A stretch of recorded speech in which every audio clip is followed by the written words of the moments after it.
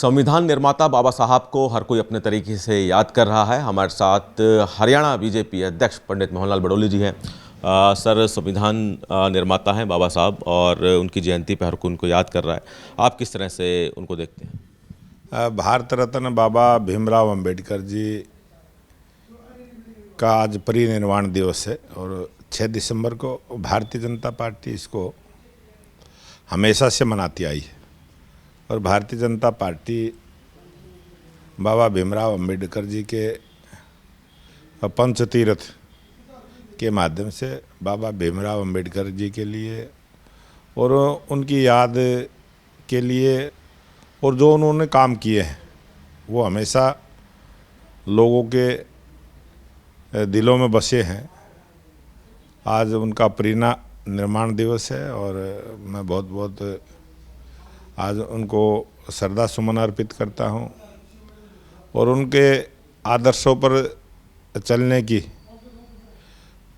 नरम निवेदन के साथ अपील करता हूं कि बाबा भीमराव अंबेडकर जी ने जिस प्रकार से संविधान के अंदर सभी को सम्मान दिया है, सभी को अधिकार दिया है, उसी प्रकार से बाबा भीमराव अंबेडकर जी के दिखाए हुए बताए हुए रास्ते पर ये देश और प्रदेश चले और यही सच्ची श्रद्धांजलि बाबा भीमराव अंबेडकर जी के लिए होगी। सर, सवाल अब राजनीति से जुड़ा हुआ। चूँकि इनेलो की तरफ से हरियाणा में कहा जा रहा है कि भारतीय जनता पार्टी जातिगत राजनीति करती है, क्या इनेलो की तरफ से इस तरह का जो सवाल उठाया जा रहा है कितना तर्कसंगत है? भारतीय जनता पार्टी का सिद्धांत है और भारतीय जनता पार्टी एक अकेले हरियाणा में नहीं है। भारतीय जनता पार्टी पूरे देश में और भारतीय जनता पार्टी का एक स्पष्ट एजेंडा है कि भारतीय जनता पार्टी के कार्यकर्ता जातिवाद से परे, क्षेत्रवाद से परे और परिवारवाद से परे रहते हुए राष्ट्रवाद को प्राथमिकता देते हैं और देश के अंदर राष्ट्रीयता की भावना होनी चाहिए। और हमारी सरकार ने तो हरियाणा एक हरियाणवी एक का नारा दिया है।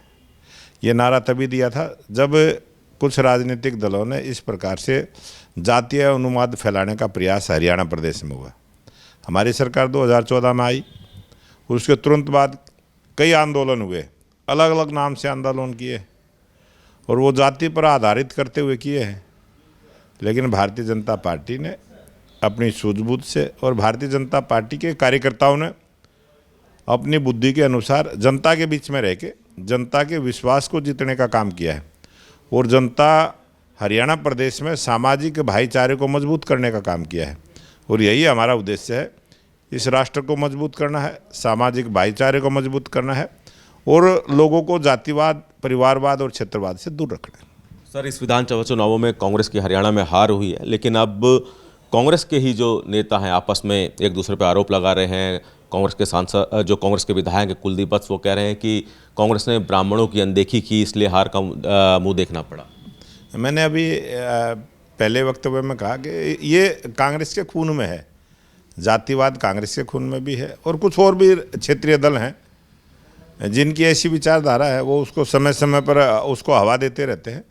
और अगर कांग्रेस पार्टी ने कुलदीप वत्स की कही हुई बात पर ध्यान देना चाहिए, कांग्रेस पार्टी का काम है। सर, एक सवाल कि रूस के राष्ट्रपति भारत आए और काफ़ी कुछ भारत को सौगात मिली है, काफ़ी समझौते हुए हैं।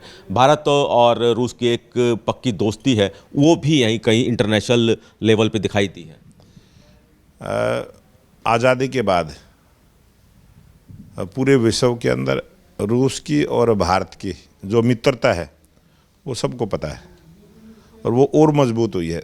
देश के लोकप्रिय प्रधानमंत्री नरेंद्र मोदी जी के नेतृत्व में वो मित्रता और गहरी हुई है और रूस के राष्ट्रपति पुतिन का भारत में आना और बहुत सारे विषयों पर चर्चा करना, खुल कर चर्चा करना और भारत के लोगों का जिस प्रकार से सम्मान रूस के राष्ट्रपति पुतिन ने किया, देश के प्रधानमंत्री नरेंद्र मोदी जी को जिस प्रकार से जो सम्मान विश्व पटल पर मिलता है, ये पूरे देश का सम्मान है।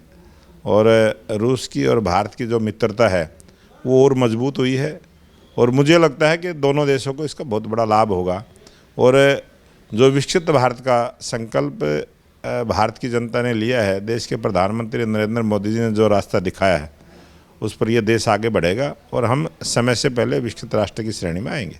बहुत बहुत शुक्रिया। तो हरियाणा बीजेपी अध्यक्ष पंडित मोहनलाल बडोली जी, जिन्होंने कई मुद्दों पर सूर्य समाचार से खास बातचीत की। कैमरामैन प्रियदर्शन के साथ दिल्ली से सूर्य समाचार के लिए विनय सिंह।